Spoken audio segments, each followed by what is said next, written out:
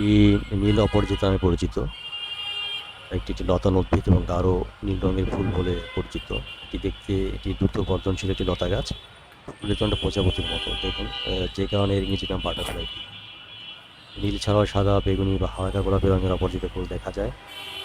সাহিত্যের ব্যাপক নাম রয়েছে, যেমন জনপ্রিয় কথা সাহিত্যিক হুমায়ুন আহমেদের উপন্যাস নীল অপরাজিতা। জীবনানন্দ দাশের একটি কবিতায় এর উক্তি আছে, যেমন অপরাজিতার মতো নীল হয়ে আরো নীল হয়ে আমি যে দেখিতে চাই।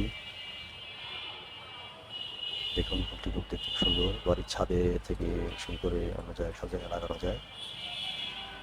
আয়ুর্বেদ শাস্ত্রে ব্যবহার হয়েছে, যেমন এর থেকে নীল চা তৈরি হয়। এটি হজমে সাহায্য করে, অ্যাজমা প্রতিরোধে সহায়ক। রূপচর্চায়, বাস্তুশাস্ত্রের মধ্যে ঘরে সুখ সমৃদ্ধি আনতে এটি ব্যবহৃত হয়। সো খুব আপনারা ফুলটি ছাদে বা অন্য জায়গায় লাগাবেন। মনোরম একটি ফুল, খুব সুন্দর একটি ফুল, আমাদের বাড়িতে আছে। তো ধন্যবাদ সবাইকে এই ভিডিও দেখার জন্য। আমার চ্যানেলটি সাবস্ক্রাইব করতে ভুলবেন না।